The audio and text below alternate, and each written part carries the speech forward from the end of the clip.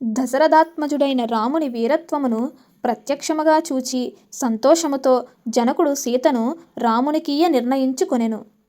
ఈ వార్త విన్న దశరథ మహారాజు ఒక్కొక్క కుమారుని ఉద్దేశించి 1,00,000 గోవులు అనగా మొత్తం 4,00,000 గోవులను బ్రాహ్మణులకు దానము చేసి మిథిలకు బంధుమిత్ర పరివారముతో వెళ్ళెను. జనకుడు సీత చేతిని రాముని చేతిలో పెట్టి, రామా, ఈమె నా కుమార్తె సీత, నీకు సహధర్మచారిణి కాగలదు, ఈమెను స్వీకరించుము అని పలుకుతూ మంత్రోదక పూర్వకముగా పాణిగ్రహణము చేయించెను.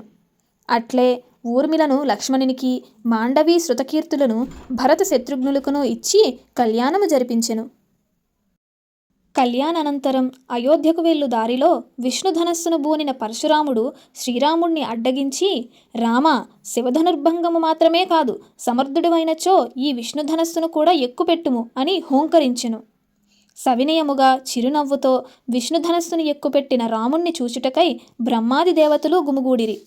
పరశురాముడు నిర్వీర్యుడై, రామా, సర్వేశ్వరుడు మధు సంహార్యగు శ్రీ మహావిష్ణువే నీవని గ్రహించినాను అని స్తుతించెను.